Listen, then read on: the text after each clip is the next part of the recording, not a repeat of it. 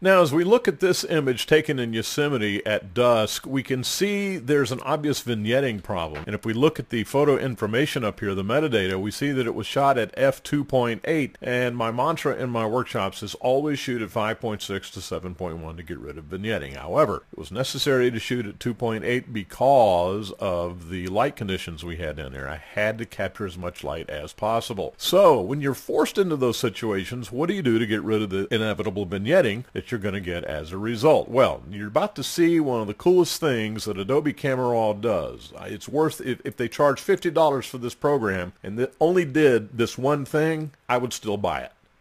Because it's so quick, so accurate, and so cool in terms of the way it makes corrections on vignetting. So what we have here is the Lens Corrections tab, and one of the first things that it does under Profile, you can click this box here that says Enable Lens Profile. And what it does, since you do have the raw image loaded, is it takes all the EXIF information, all of the camera data, and cogitates it and corrects the vignetting based on the lens that was on the camera when you made the shot. Now watch this. This is so cool. Click, and then let it come up. And what did I do? Did I click twice? Once to choose it and once to enable the check mark? And where did the vignetting go? It went away, and it's absolutely perfect. And what happened? The lens profile was automatically loaded. It was shot with the Canon on a 70-200 at f2.8. And since it knows the lens, the default lens profile is loaded in the program, and all I had to do was click one box, and everything was corrected. Now you can make manual adjustments. Don't get me wrong. You can make manual adjustments on things. Pincushion, vignetting. If you want to add a vignette, of course you can. If you want to, go crazy, knock yourself out. But, for my money, doing it with one click is enough for me. This is the coolest thing I think I've ever seen. Let's look at another image. It's not the coolest thing I've ever seen, but you get the idea. Anyway, you click on this, presto changeo. And I mean, it's perfect.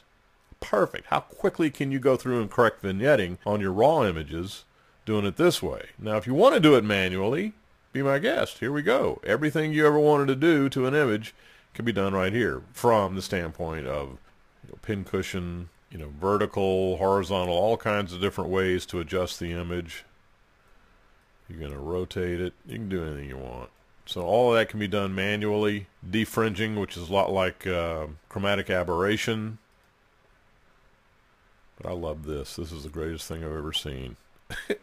And now we're going to special effects. If you want to add grain to the image, which a lot of photographers do to copy the look of the old Tri-X, Plus X, and there was another one in there I've forgotten, but this imitates the grain in those black and white films, and also the grain on some of the faster films that we used to get, with that 800 Fuji that we used to use. It just imitates the look of film with this slider. Post-crop vignetting, if you want to put a vignette on there, there's all kinds of different ways to do it.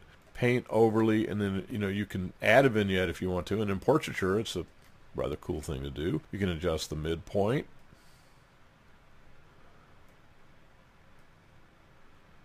We can adjust the roundness. So all kinds of manual adjustments are at your disposal with these sliders. And it's just, again, I feel like I'm repeating myself, come in and experiment always with this stuff. So there you have the very, very cool Lens Corrections tab and the Special Effects tab in Adobe Camera Raw 7.0 included in Photoshop CS6.